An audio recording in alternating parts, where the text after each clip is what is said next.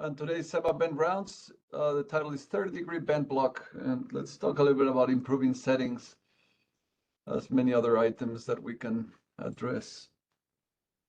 There's no disclosures. The disclosure is no endorsement of any mode, ventilator, or manufacturer. We are equal users of any ventilator you give us. Whatever we say, it's our opinion. It does not represent the Cleveland Clinic. And here are my conflicts of interest. Rob is not with us today, so you get only me. The ground rules is a recorded session, so keep your microphone muted. You can unmute it when you want to chat, but just keep it in the background so that we don't get background noise. And there's a chat function that I can see continuously, so if you want to put any comments there that you want us to address, we certainly do that. There's also, for those that work at CCF, there's CME.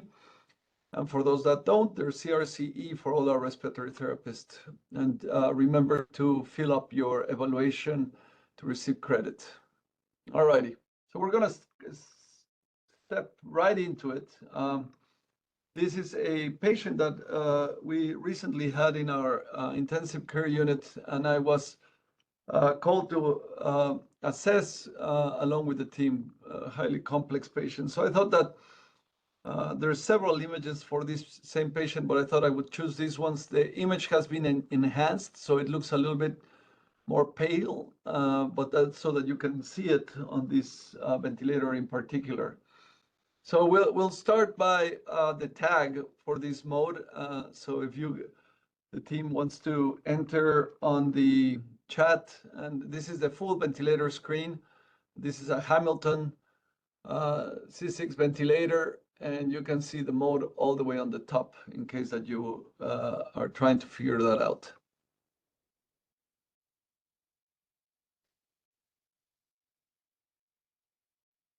Again, have no fear. Enter your answers. Nobody else can see it but me. Well, maybe other people can see it, but it doesn't really matter.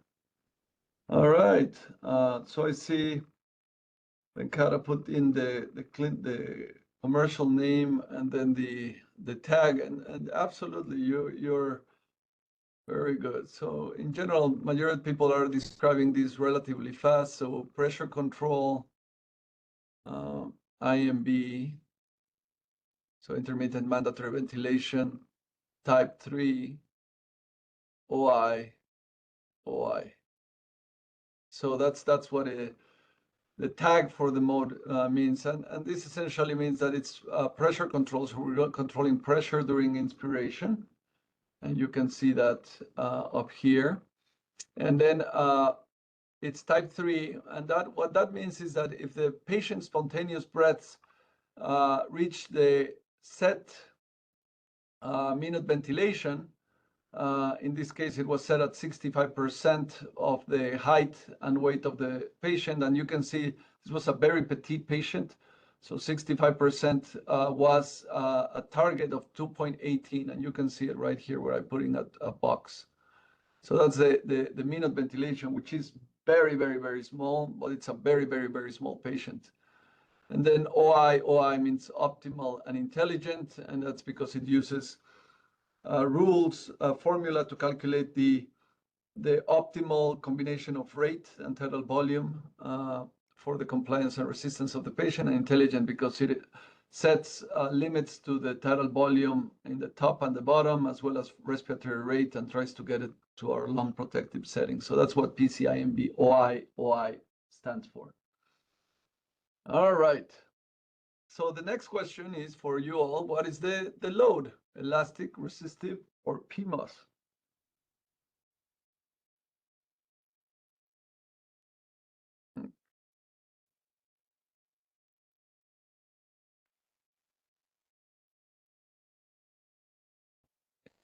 So I see we have a couple of our teams already put in PMOS, and that's a good point to start. And what we see when you're looking at pressure control, you're looking at the flow waveform, and when we look at the flow waveform, what we're looking for is if a patient is passive, and that's when we can see what the load is. And I'm gonna paint it. Oh my, what happened here? When you are present, now that's not normal. Sorry about that. That should not be occurring.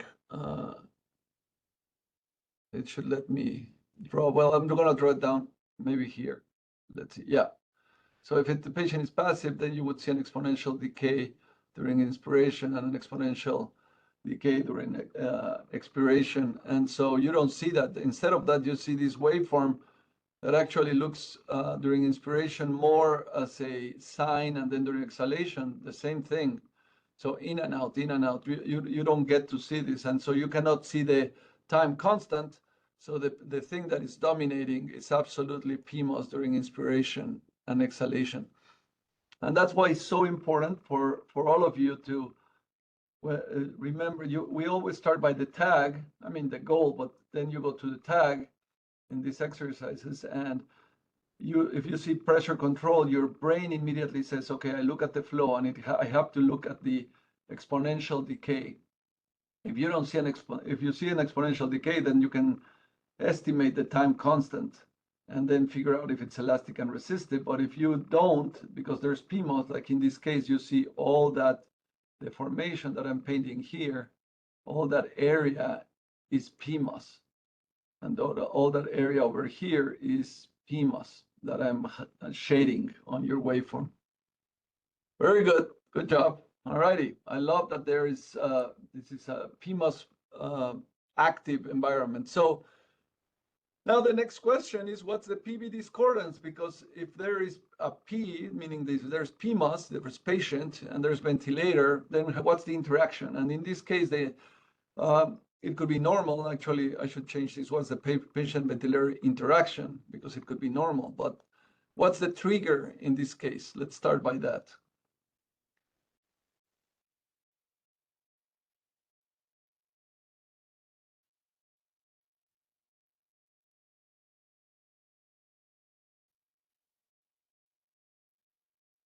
So what's the trigger team?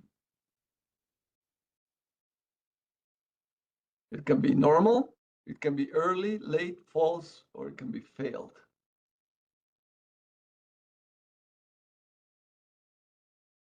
Right.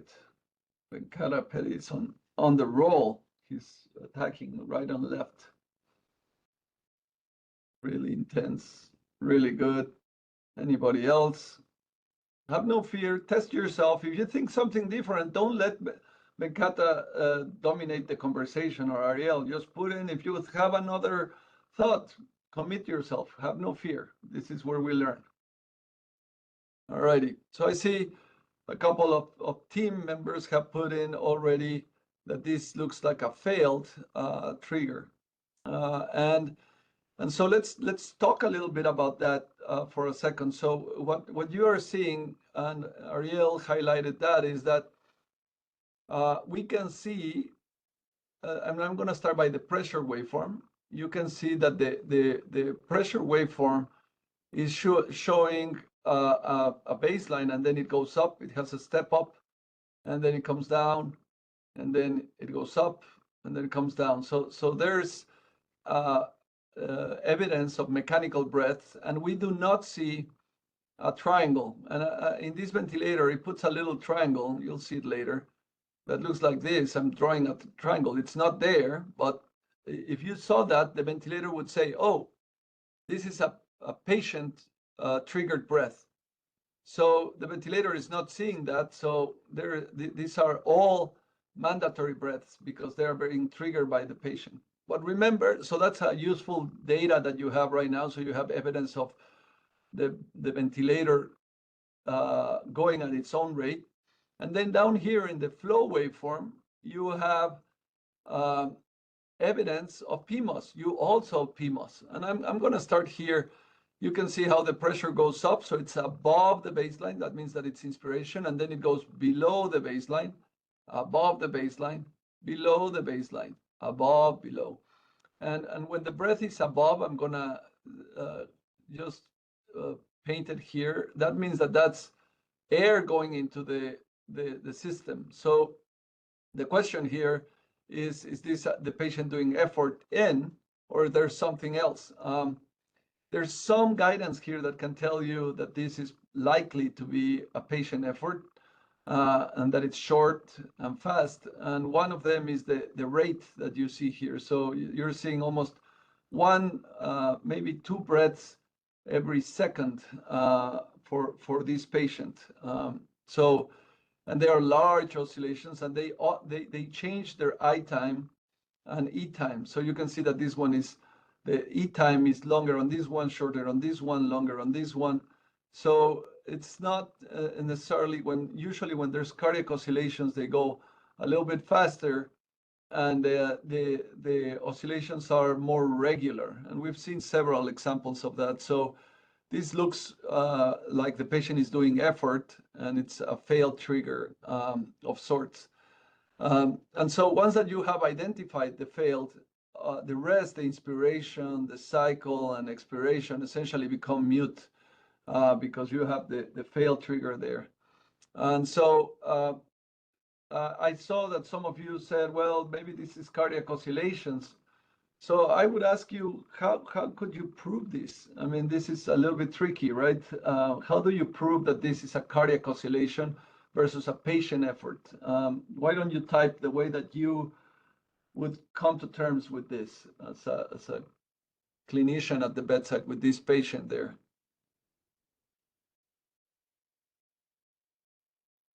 Okay, so I see a couple of you. I see an expiratory hold there. Yeah, that's one of the items that we can see. But how would that help you differentiate with a PMOS effort? And so there's some features that you can see there when it's a respiratory effort, and we'll talk about that. What other maneuvers can you do to detect that this is a failed trigger?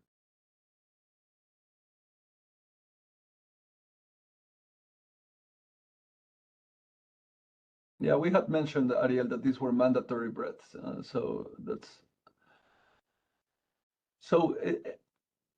One of the key items that you can do whenever you have one of these patients, there's a couple of them. The first one is putting your hand on the patient and seeing how in the belly, and seeing if the patient is the diaphragm is moving. That can help you a lot. I mean, if these are inspiratory efforts, you can see those. You can also look at the neck muscles to see if there's accessory muscle utilization. It's another way of detecting if the patient is doing effort. You can also see the actual heart rate of the patient, and that can help you determine if the patient is going at 60 beats per minute. This would not fit into this pathway. This is faster than that. It's 2 per second. So those are kind of items that you can use to determine that. I do want you to detect one item that it's relevant for all of us, is that if you walk by the bedside of this patient and you look at the ventilator, and I'm showing the full screen, I didn't hide anything, you will notice that the ventilator is not alarming. It says that the rate is at 17. Okay, and the set rate that the ventilator is trying to achieve is this number over here, 19. And you can see this crossover here. It's saying, okay, the rate is 17. And the tidal volume is a little bit above the set tidal volume. The machine is trying to achieve 117, but the patient is getting 197. And that's why the minute ventilation, the expiratory minute ventilation, is higher. So no, the tidal volume is set properly, Ariel. This is a very small patient, please. So the item here, the key item that I want you to highlight is that in this case, the patient, I mean, if these are failed triggers, this patient is going on its own, and the ventilator is going on its own. One is blocked from the other. It's not going at the same time. If these are cardiac oscillations, then you can say, well, perhaps they put the trigger high enough so that it's not triggering every breath. All right, so that's the differential here. It's cardiac oscillations versus the other. But if you didn't walk by the ventilator and look at the screen, you would not detect this. So some of you asked for a inspiratory hold, and this patient had been changed to pressure control at that time. And you can see here the pressure. The patient is getting a high PEEP of 15 at that time. You can see the triangle that I talked about right here, and this is saying that it's a pressure trigger. And there's two breaths that you can see here. There's these little oscillations that we're going to talk about in a second, and then the pause comes. And when the pause comes, you can see that the flow kind of flattens. You can see the difference from here to here. The flow flattens, and you can still see that it moves up and down a little bit, and that's because the sensor on the Hamilton ventilator, which is this ventilator, is at the Y. So you can, if the patient effort or cardiac oscillations are big enough, you're going to see still some movement of flow through the sensor. That doesn't mean that there's big flow. It's just contracting and collapsing or expanding the circuit. But up here, you can see the up and down on pressure that the patient is having, and some are smaller, some are larger than the others. So does this help you to know if this is cardiac oscillations or patient effort? What do you guys think?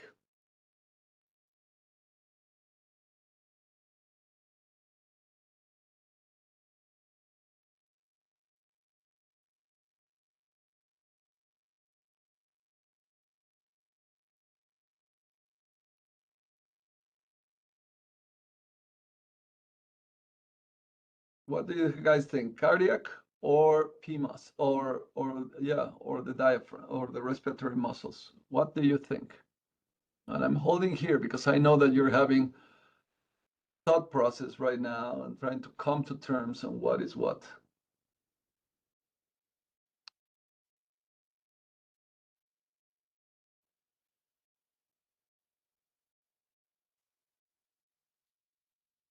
All right, I'm starting to see some. So Venkata is saying this is likely respiratory muscles and less cardiac. Fernando efforts, Ariel efforts. Why do you think that this is less likely to be cardiac?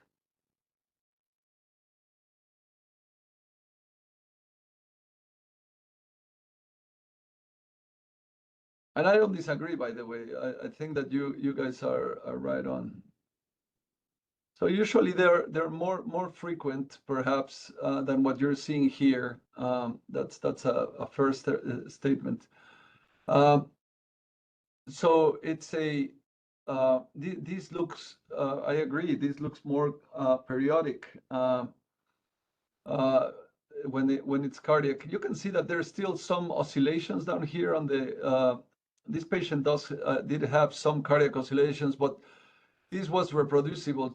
You can see how the pressure just drops the patient and was doing inspiratory and expiratory effort. And when we did the pause, we could put the hand on the belly of the patient. So that's a patient doing effort continuously. And actually, you remember your failed triggers. You can see that this patient gets support and then has another one that it misses and misses another effort.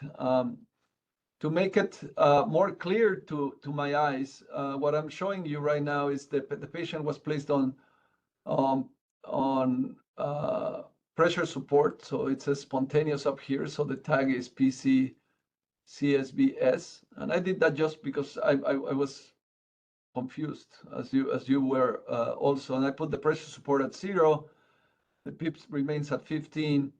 And then I let the patient do their thing, and what you see is again that beautiful sine wave up and down for this patient, and you can see that it's triggering because now it's a flow trigger, but because it's at CPAP of 15, there's no rise on the pressure, and then comes the block, and we do an end expiratory pause. And the changes in flow now become changes in pressure because you're doing an expiratory hold. Yeah, Ariel, this little patient was breathing very actively, but very shallowly. So the patient has shallow breaths, and so you can see the frequency goes up to 37, and it's just going up and down and up and down with a tidal volume that is close to her 6 cc per kilo, which is impressive. This patient had an esophageal balloon, which I did not show to you because I thought that it would be more interesting to show it at the end. But again, you can see on the top panel is that are those breaths patient triggered or machine triggered?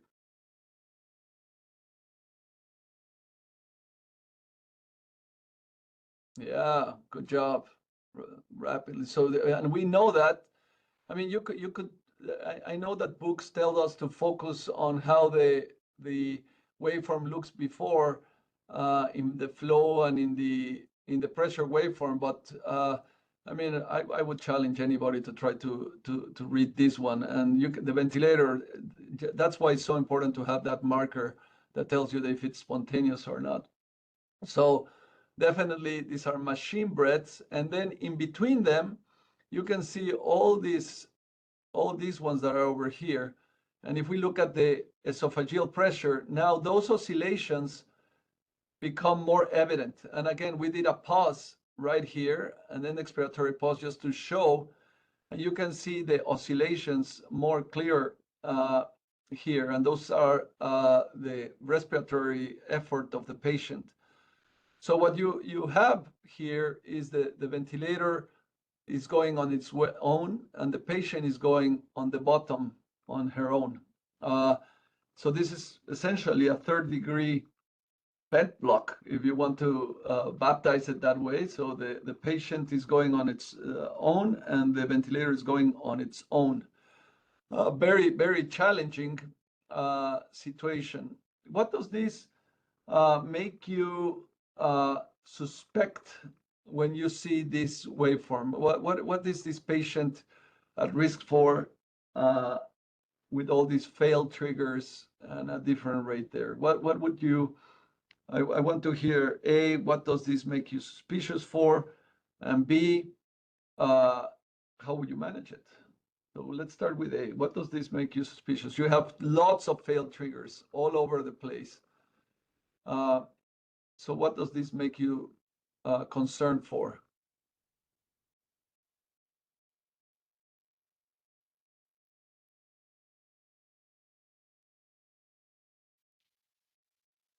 Yeah, so one of them is that I like the way that that this is going. I don't know if auto PIP is the answer, Fernando. Remember that the patient is going at its own rate on its own. So I think that the risk here is that this patient is essentially under assisted. Every single one of the breaths that the patient is having is not getting any support, or very little support. You see that? So the patient is going at its own rate, and there's this breath that it's delivering. So the patient is getting gas exchange, but the PMOS per se, it's not supported. And so that's a challenge. This is also a manifestation, and this is where the definitions become so challenging for me, because this is a manifestation of also a patient that it's over assisted. And what that means is that the breath is too large and the patient is going underneath. And I want to just for the sake of it, I'm going to show you a slide, an image that may, this is the same patient. If I can open it and not sabotage myself. Where is it? Give me 1 second, because this is relevant for all of you. I rarely do this where I show the rest of the images, but I thought that this would be highly relevant for you. So what I want to show you, this is the patient. So here, same patient, the balloon had come out, so forget about the patient for a second. But you can see, again, this patient is being supported, and the oscillations are going below that. but there's not triggering any breath. And that's when we're ventilating this patient at her 6 cc or a little bit higher than that. Then we tried to put her on pressure support, and I'll show you the story of pressure support because it's very telling. So you can see spontaneous, the patient is triggering, so we changed to a flow trigger. And the patient is getting a pretty large tidal volume for the size. It's triggering the breath, but you can see that there's minimal PMOS after they trigger the breath. And then here's the failed trigger. You see that? So we over-assisted at 15. So, and if I do a POC, you can see that the diaphragm pressure now essentially is suppressed. So then I went to 10, and at 10, still a larger tidal volume. And you can see the failed triggers right there and right there. So still somewhat over-assisted. Some of the breaths are assisted, and then it has these ones that are manifestation that we're giving too large a tidal volume. And this is the POC. Now I went to 9, and the POC also becomes small, and you can see again that it's triggering some breaths, and then it becomes passive most of the time. I went to 12. I went to 11, and then she would go apneic on 11. So, and you can see at 10 how essentially the POC completely disappears. So either we over-assist or under-assist. And if we go to, I think, 8 was pretty. We were assisting every breath. She had POC, but the frequency was high. Isn't that crazy? So there was a series of attempts to trying to optimize this patient to get her and the challenge is that when you have one of these patients, you want to support every breath and that they have enough POC. That's or at this time, because we're trying to wean the patient off. And so the challenge is if you just support them enough so that they can trigger every breath and have enough POC, the patient may be breathing pretty fast, as you can see here. And that's something that is distressing for the team to see and may not be something that we can, and we're concerned about it, even though the tidal volume was appropriate, the minute ventilation was high. If we go too high on the support, then the minute ventilation may go down, or they may be over-assisted and the POC be too little.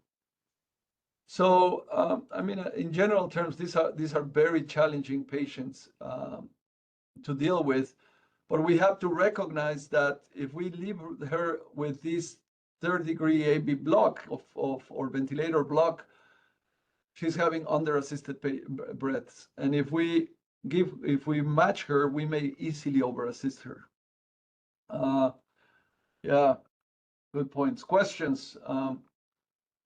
So I see a fair amount of comments here. So I think that this probably outlines some of the challenges that we see. So I think that one of the key findings I want you to be just highly aware is that if you find a failed trigger, the failed trigger per se is under-assisted, but it can be a manifestation of over-assistance, as it was in this, meaning the tidal volume was too large and the patient was trying to go underneath.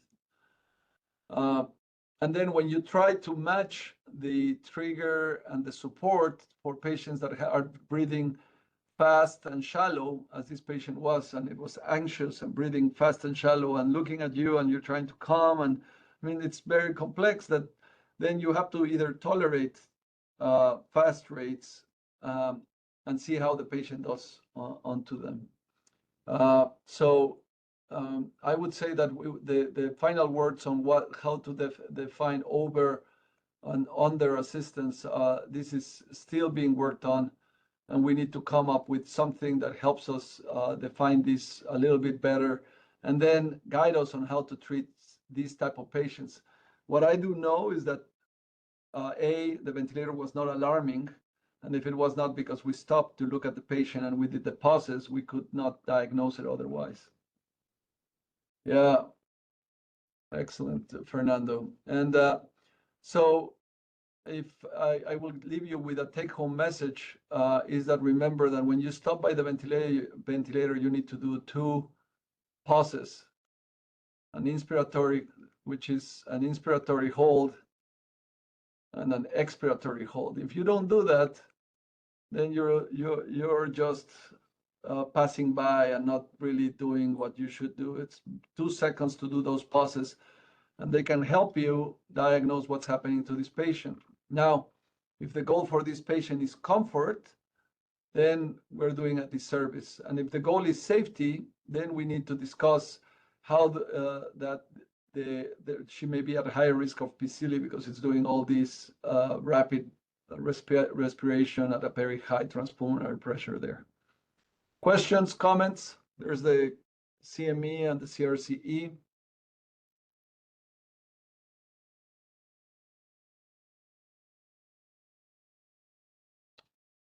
No comments, no questions? Excellent. So I hope that you got a nice manifestation of why it's important to look at those screens. Thank you very much. Have a great day. I appreciate all of what you do.